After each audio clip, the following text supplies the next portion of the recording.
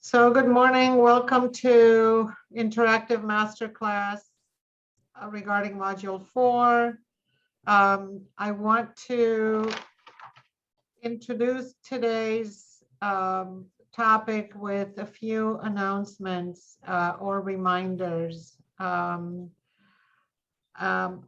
believe that you know that I have given you access to all the modules, but because I get so very little feedback about that, I don't know if people have, I just want to make sure that people have noticed that I send an announcement that I gave you access to all the modules.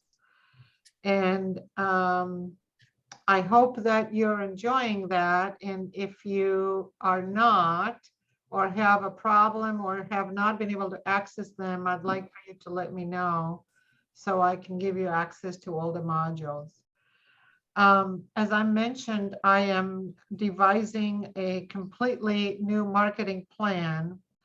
And so I have shut down for a couple of months now the subscription possibilities. So I'm about to implement a new one. It's going to start probably in February. I want to both increase the subscriptions, but I also would like to allow for the creation of a little more of a community.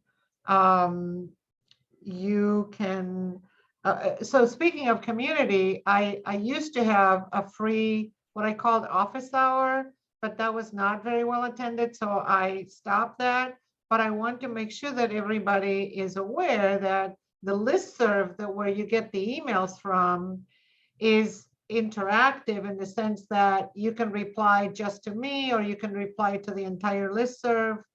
And if you have a question or a comment or you need a resource, I would want to encourage everyone to feel free to post a question. You might get an answer from me, you might get an answer from somebody else. And it could be about anything related to the academy or anything related to your cases. Again, because I don't have the office hour anymore, sometimes people used it as their own forum to ask questions that were not about the academy.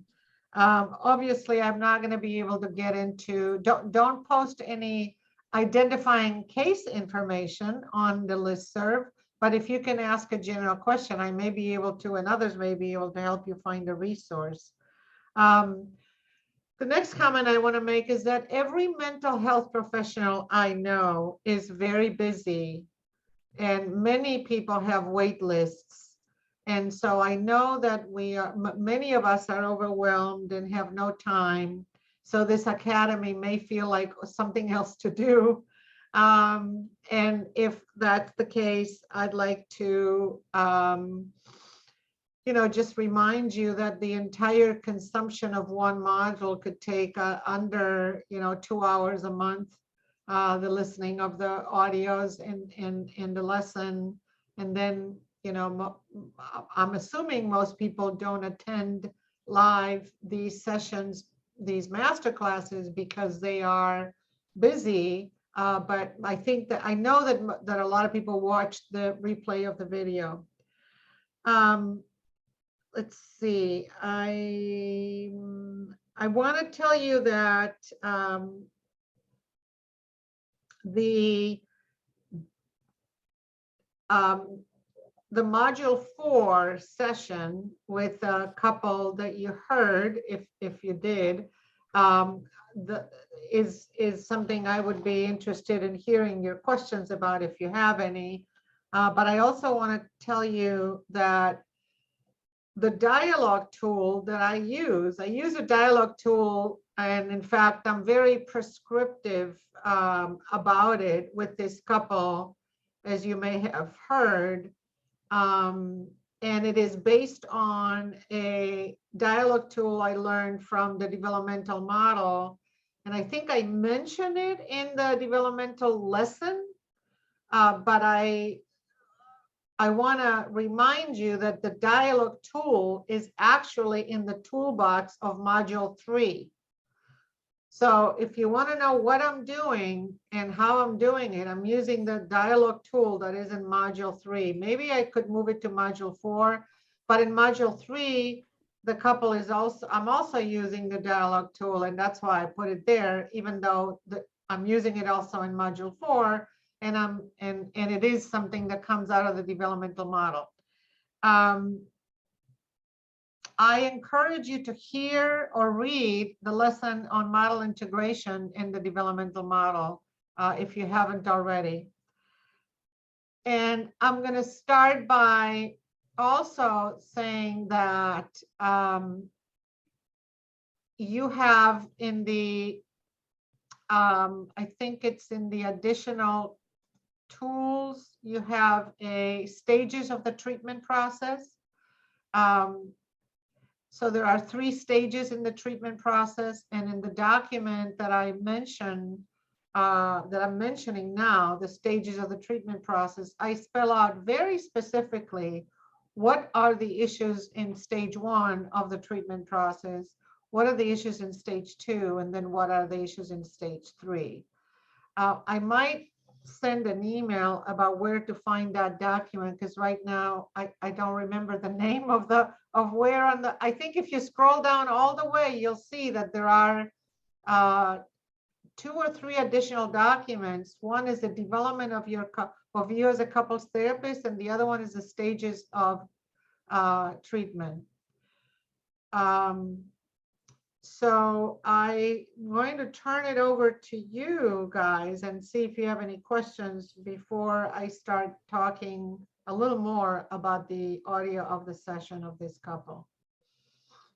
Oh, and before I ask you, Linda or Todd, to ask questions, I want to thank Linda for last month's questions, because it allowed us to have a video, because if nobody shows up, then I don't know what to do.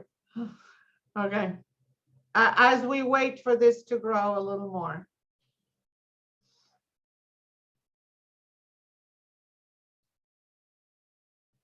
So I wondered if you were able to listen to the audio, and if you didn't, that's all right. Then I'll talk a little bit myself about it, or if you have any questions about the lesson. My question might be a little to the side, but I'm just curious how you incorporate the love languages in therapy. I've seen it where it's been helpful, but I've also seen it kind of used inappropriately. So I was just wondering, like, how do you introduce it? How much weight do you put on it? So it's a little bit more to the side of the session, but I'm just curious. Well, I can make a connection between the appropriate use of the love languages and differentiation, which is the lesson of this. It's a lesson of this month, but also, I mean, the developmental, the model, which talks about differentiation, is the lesson of this month, but also you hear me deal with the issue of love languages a little bit in this audio with this couple. So I'll be able to address that. But if I may, would you be able to explain a little bit better what you mean by inappropriate use? Like, what is it? What's been your experience of somebody who hasn't used it appropriately? What do you mean by inappropriate use? Maybe I should say more of a lay person perspective on it. But I've seen people kind of almost weaponize it, like, this is my love language and you're not using it. Right. That's what I thought you would say. Yeah, I got it. Okay. That's great. Yeah, that's I would agree with that. It can be weaponized. And so we do need to be careful with that. So thank you. I'll get to that after I hear if Todd has any questions.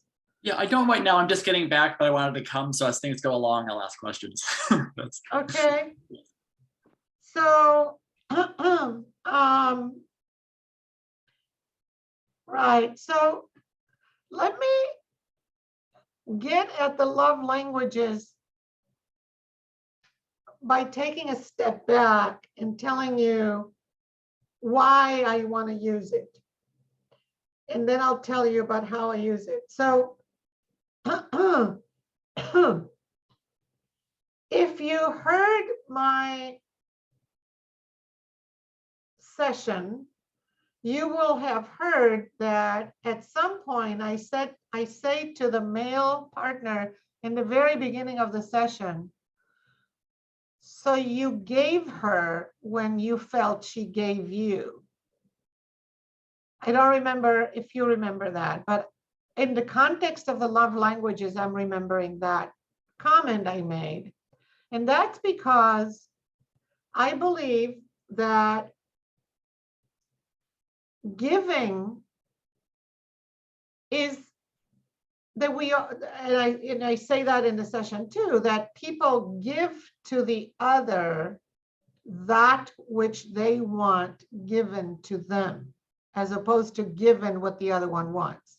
So one of the main things, one of the main properties and benefits of the love languages questionnaire is not for partner A to figure out what partner B needs to give partner A, but for partner A to figure out what partner B wants and needs. And obviously, in some people, it's important for partner A also to know what it is they want, because as you also heard in session 4, the female partner had no idea how to access and had a very hard time answering my question, what makes you feel connected, what makes you feel closer, and I had to insist a lot to do that, because I think it's really important that the partner A becomes aware of how they feel connected. Very often people say, I don't know. Very often people think their partners ought to read their minds and know themselves without them having to ask. So if I put the emphasis on partner A's clarifying what it is, and partner A's expectation that they will be able to give once they know what partner B wants. So that's how I use it, because I believe that in order to, so not giving is in part a negative interactional cycle. And that is so common. I don't have sex with him because he doesn't sit on the couch with me to talk at the end of the day, because he's not curious about me. Or he'll say, I don't sit on the couch with her and I'm not curious about me because you don't have sex with me. So, right, so that is the typical negative interactional cycle that we as couples therapists are trying to reverse. And the way to reverse it is to think of the giver, not the receiver. So the work is for the giver. And to give when it's hard, which is what I was saying also to this couple, that she's making it easier for you to give her whatever it is that he was giving her. I forgot what he was saying, but he felt more closer, he felt more connected, and so therefore he was doing X, Y, and Z. And I said, oh, so you're giving her what you know she likes. And I said, but that it's easier to do when you feel like she's giving you, and it's true, it's easier. But that is part of the work of the interactional cycle, of the reversal of the negative interactional cycle. The emphasis should be on the giver more than on the big. And I would, if people try to weaponize it in session and people try to keep the other persons accountable, I tend not to allow them to do that. I tend to focus on themselves and on their barriers to give. So, one example of a recent case, I was talking, he knows that she likes it when, or the other way around, She knows that he likes it when he verbally appreciates him. And I mean, and I think that's that's in the session, in the module 4 session. And she doesn't do it. A, because she's never done that, or never wanted that, or never gotten that. And B, because her way of feeling connected is acts of service, which is when he cooks with me, which took me a while to get there. So words of affirmation, as she said, are important to him, and she doesn't do it because she's not used to doing it. So to create the habit, I practice some of that in the session. Because I put the emphasis on the giver and on what the giver has to give, regardless of whether they're getting. So I differentiate giving from receiving. And in couples therapy, I believe that the work is with with each of them. Of course, if she gives and gives and gives and never receives, she's going to be upset and is going to stop doing that. But then we have some data and we can work on figuring it out. But in general, in my experience, I find that when the giver continues to give or tries to give what the other one wants rather than what they expect to receive, that tends to go a long way to changing the negative interactional cycle to a positive interactional cycle, like it did in this case. Did I answer your question? Yeah, thank you. Do you have a follow-up one? I was just, I think it tied in, you mentioned mind reading, and I thought tied in well with the languages and people's expectations. And it's definitely something I struggle with getting untangled in sessions with couples. Right. Very, very good question or comment. This is, let me define the struggle a little bit like this and see if that helps. And some of you may have heard me say this before. Expecting your partner to know what you want and need without you having to extend yourself more than once and requested with empathy and compassion for the difficulty that the other one has to give that, and I'll say more about that, is a regressive position. So meaning when we're born, we are born into a family situation that, for better or worse, for well or not well done, our primary caretakers are supposed to guess what we want. Is she hungry? Is she tired? Does she need a diaper change? Does he need more energy? Does he need to do sports? So how can we get him to spend more energy outside so he does? Okay, so this is all the guessing work that parents do to figure out their children.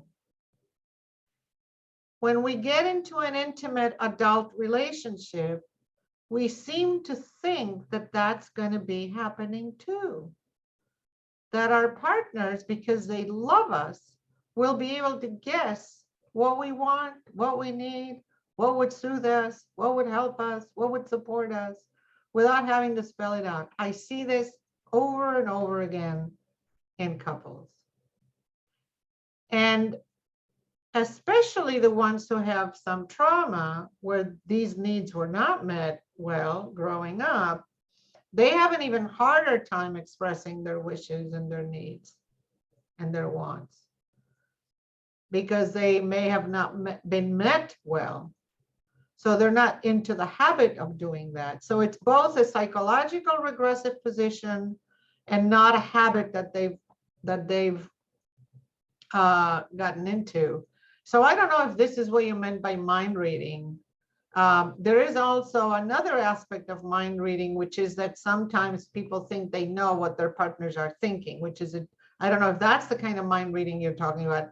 I was talking about the mind reading of the expectation that partner A has, that partner B, because partner B loves partner B will know what partner A wants or needs. That's the kind of mind reading I was responding to.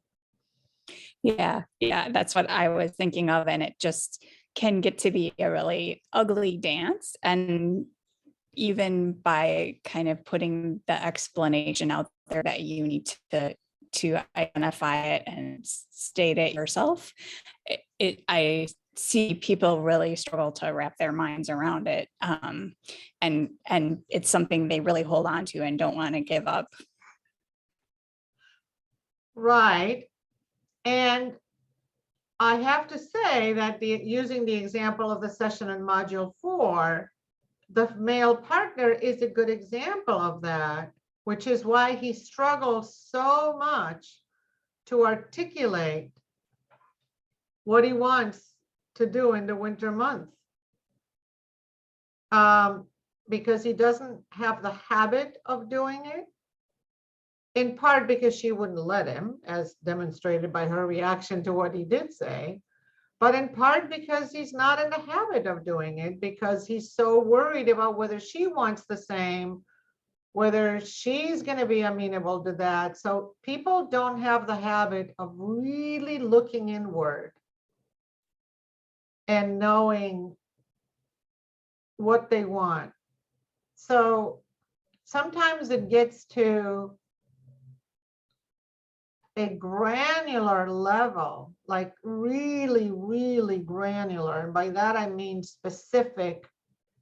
So I was working with a female member of a couple yesterday, and we're starting, this is first stage work. And first stage work, I'm trying to get her to identify her own individual change goals. And one of the individual change goals she identified in the first or second session is, I need to be able to know what I want in an everyday basis in order to feel like I can function better. And so, this is a very busy mom with some children with developmental issues. And she's so used to providing for others that she doesn't even know when she's hungry, for example. And so that's what I mean by, at the granular level, that it goes to a very, very basic thing. When you haven't focused on that, and you didn't grow up in a family that allowed that, and you had to take care of others growing up, and now you're doing the same, then you're not focusing on your own needs. And oftentimes, the person who grew up like that and is not used to focusing on her own wishes, wants, and needs, or desires, or longings, they get mad because they are not met. And they think it's because they expect their partners to meet them, even though they themselves don't even know what they want. So in some cases, people expect mind reading because they want partner B to give to partner A, even partner A doesn't know. Or partner A expects partner B to give it because partner A does know, but they expect not to have to put the effort to try to get it.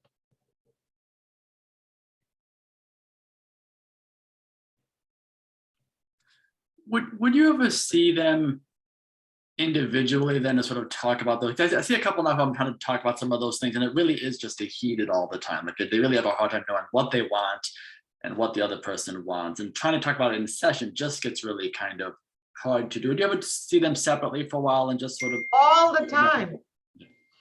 So especially in the beginning, as we are identifying the individual change goals, like what is it that they need to do differently to reverse the negative interactional pattern? How do they make it harder for their partners to give them what they want? So that's the other piece of the giving and receiving, right? So how one of my jobs is to help each member of the couple to figure out how they make it harder for them to give them what they need. And so sometimes it's because they don't spell it out. Sometimes it's because they wait too long, and by the time they say it, they're exploding. So, right? So sometimes it's because they're not used to initiating concerns or complaints. Or it's because they're initiating it at the wrong time or in the wrong way. So a lot of that work is done individually in the beginning. Absolutely, absolutely. And that leads me back to the dialogue tool, because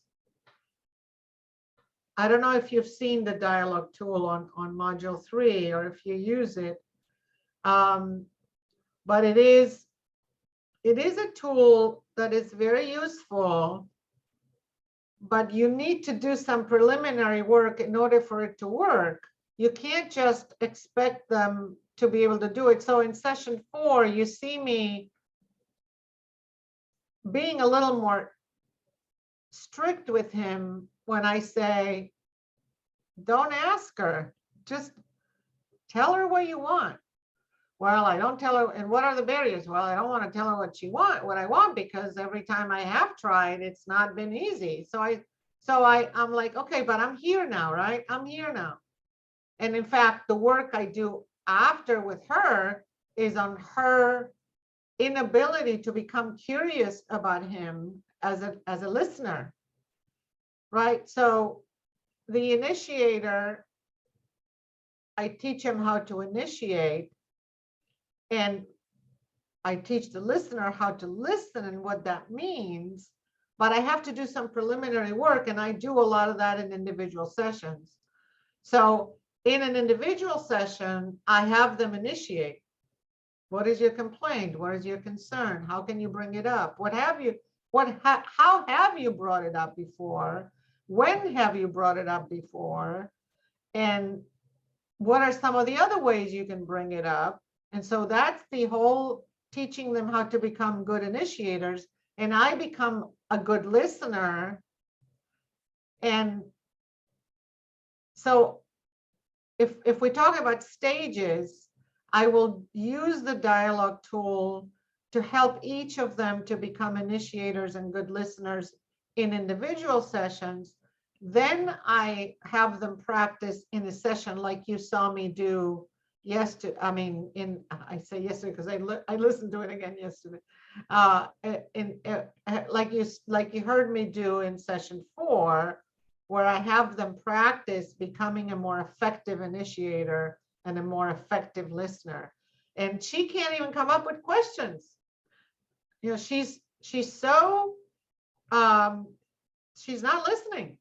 She's thinking about how much she disagrees. She's thinking about how much she doesn't like what he's saying. She's thinking about how she feels dismissed about it.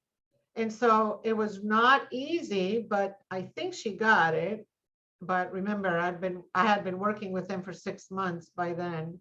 And I think she got it that she was not really listening. And when she was able to turn that around, I fed her some questions. He fed her some questions. Here are some things you can ask me. Here are some things you can ask. If you were really, do you know how much time he wants to be away? Do you know, so she's never, ever done that. I have to say that I still working with them, and they're doing like amazingly better. That session was a turning point, actually.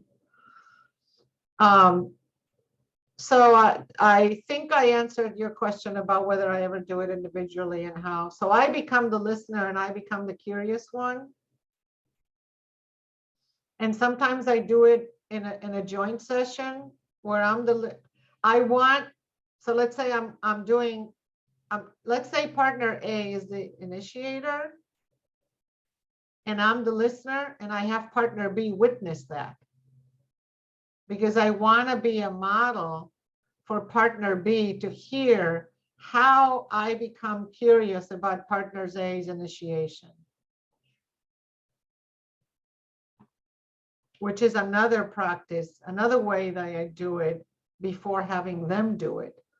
So individually first, then in front of the other partner where I'm the listener, and then I have them do it. So at this point in the session, I had done that with them. And okay, anyway.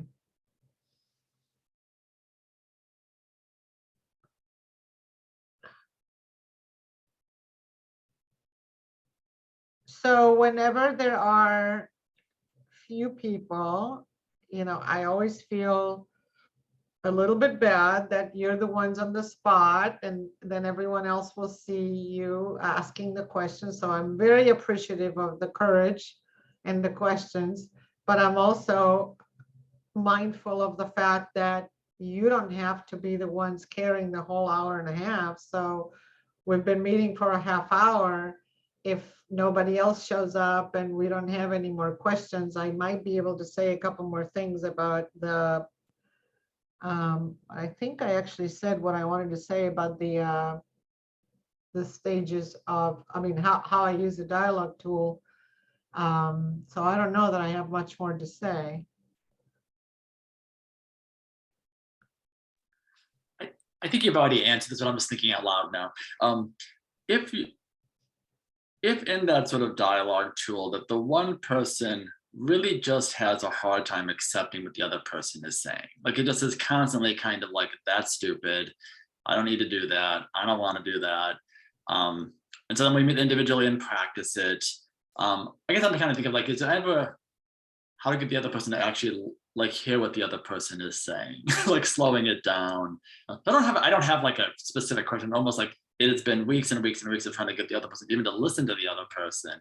And it just is like, that's dumb, I'm not going to do it, I refuse to do it. Right. So that's a great question. And I'm going to separate the two comments, that's stupid and ridiculous, from I refuse to do it. I'm going to separate my answers for those two comments. The first comment I want to make is that working with couples, as you know from the lesson of module 1, is doing some psychoeducation and some preparation. And what I and the preparation is ongoing. Mhm. Yeah. So, I mean, it is something you do in the beginning, but it is ongoing. And so when I hear people say that, that's stupid or that's ridiculous, or let's just go with those two first. I would go back and talk about what makes relationships succeed or fail. And in your view, based on research, these are some of the things I say when I hear this kind of stuff. In my view, and this is based on research, relationships don't fare well when couples don't accept, ridicule, or dismiss the wishes of their partner. I also say you don't have to agree with them. This is not about whether you agree with them. And the third thing I say is I remind them about their differences, and that most couples' problems are because they haven't yet figured out how to work with their differences. So those are the three psychoeducational things I go back to when I hear this. I'll say, can I stop you? Are you in a good place to hear me? I actually do that in module 4 session because she was reeling with anger. And if they say no, or I think no, I take a break, I'll go take some water. I'll ask them to wait a couple of minutes and come back. And then I'll say, you know, these three are the ideas that I give. And the ideas that I give in terms of psychoeducation, sometimes I just make them up, but they're tailored to that couple's, to what I'm hearing, because Todd, Linda, you as the therapist know why saying that stupid is not right. You know that. And you know what you may not know is exactly how to get them out of it, what to say, but you know in your gut that saying that doesn't work. So I don't know if he says it out of shame, if he says it because she shames her. I don't know the couple, but you know the couple. So some of the psychoeducation is based on what you know about the couple. And what you know needs to happen in order to move forward and get better. And so I may say research shows that when you shame your partner, and that may not be, I may not be able to cite it, but I use what I know about the couple, and I use what I know they need to do to get better. My knowledge, my intuition, you know that. You know when you hear somebody say that's stupid, you know that's not going to work. So so that's what I do with it. That's stupid, that's ridiculous, I don't agree. It's continue work on differentiation and accepting of differences. Another thing I say, and I've said this to her in another session, I think,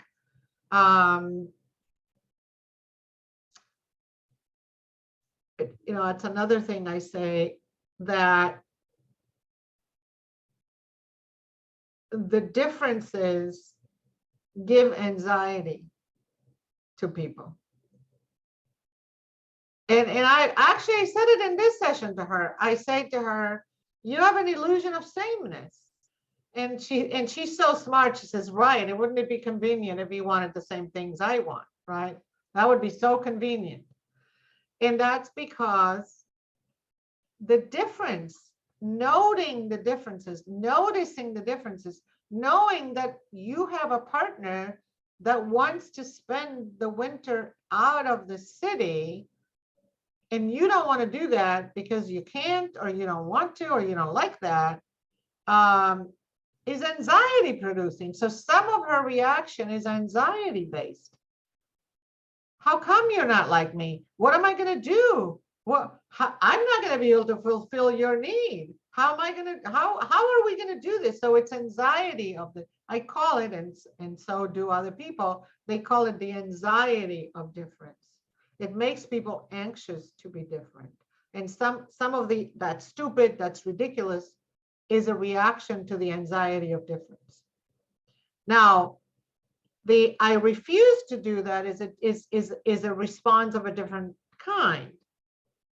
And I'm going to use the example of this couple of this module again for the same purpose.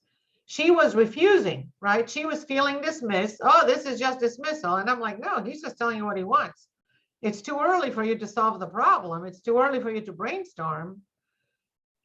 Even though she started brainstorming already when she said, well, maybe we could rent something for 3 months and I can go in and out, or maybe, right? So the refusal, I deal with it also in a similar way. You dismiss the wishes of your partner at your own peril. You, client of mine, have been doing that for the 40 years of the marriage, which is why it's so hard for him to tell you what he wants. Because you don't make it easy for him to tell you what he wants. Because when he tells you what he wants, you feel dismissed.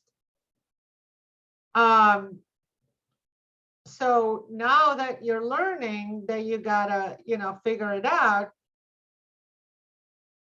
this is what living with another person is. Either you take turns, 1 year you do it this way, another year you do it that way, or you figure out a way to come up with a solution that works for both of you, or you brainstorm what alternatives are. I mean, there's lots of things they can do. What they cannot do if they want to be in a relationship is to dismiss the wishes of their partner and to ignore them and to say, and to refuse to go there. And this works for everything. You know, I don't know if you saw a presentation I did. You must have. Tell me if you got it, because some people that are on my list are not getting things. I have so much technical stuff to work on. I hire a different team. So this week I send an email to everybody on my list, which is, there's a lot, there's thousands of people on my list. And I send an email this week with a video about sexual desire discrepancy. Did you get it? Okay. I'm not asking if you watched it. I'm asking if you got the email. Okay, good. I got it, yes. Okay, so this issue works for sexual desire discrepancy. Are you, Linda, are you thinking if you got it, or are you sure you got it? I'm sure I got it. Oh, good. So it works for sexual desire discrepancy, right? So one member of the couple wants more physical attention, more sexual encounters, and the other one, not always, but often the female is dismissive of that and demeaning of that wish. And that doesn't work. And, you know, this is a little complicated to deal with because, and anyway, so if you haven't watched the video, I encourage you to watch it because it gives you ways of intervening when that happens. But the principle of not ignoring or dismissing or refusing to figure out a way to give to your partner what your partner wants, you're not going to have a good relationship if you do that. It just doesn't happen. So it's harder as a guy working with a guy who wants more sex in a heterosexual couple than his female partner, because she might feel like you're ganging up against her. So it's a really interesting mix of empathy and challenging of the female partner.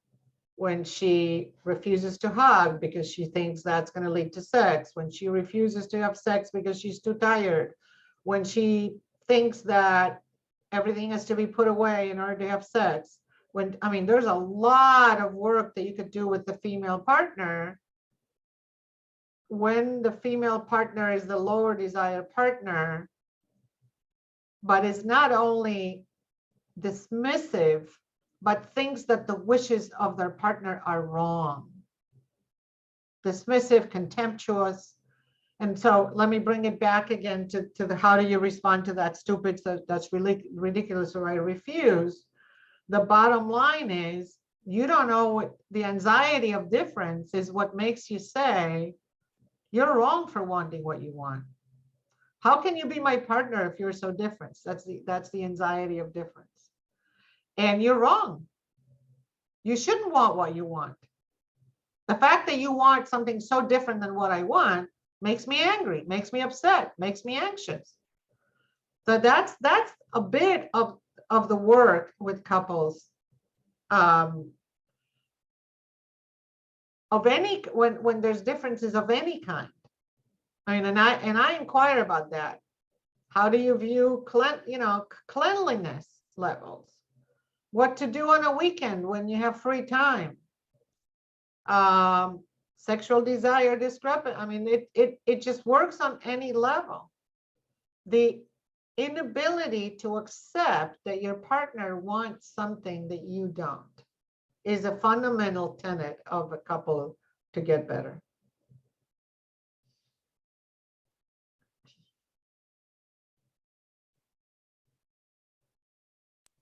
Thank you, that was helpful.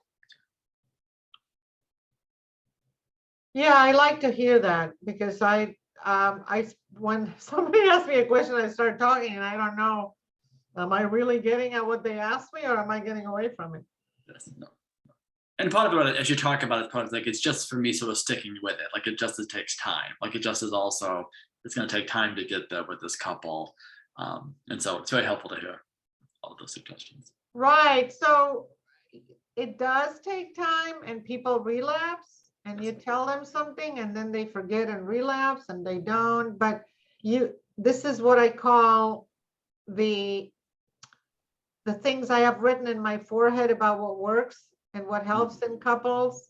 So I know where they need to go. I know where I want to take them. It does take time. It goes back and forth. But when I get to know a couple well, I know what I can do and how I can get there. And I have to be empathic and patient, because most people don't do what I tell them. So.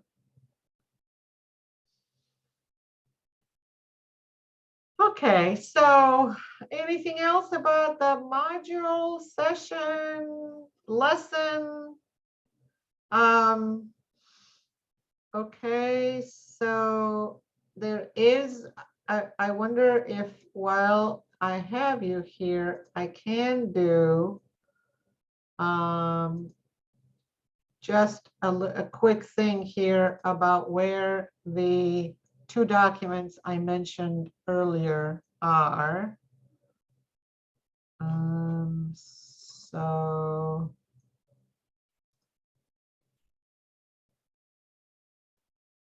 right, so when you click on, okay, module 1, no, I don't want module 1, I want all the modules. Bonus documents, that's where it is. So when you see all the modules in front of you, you will see the stages of development of a couples therapist, which I think is such an important document for all of you to review, and the couples therapy stages, which is it explains very well the 3 stages of couples therapy. So it's under bonus documents. Okay, well, do you feel like we could stop here? Or do you want to keep going? Do you have any more questions? I have a 12 o'clock, so I'm fine to stop here. Well, I'm fine, stop. I didn't hear you, Linda. I'm okay to stop too. Okay. I think I'm going to leave the last year's Zoom call up on the site too. But thank you very much. I'll see you next month. I appreciate your presence and your questions. Bye-bye.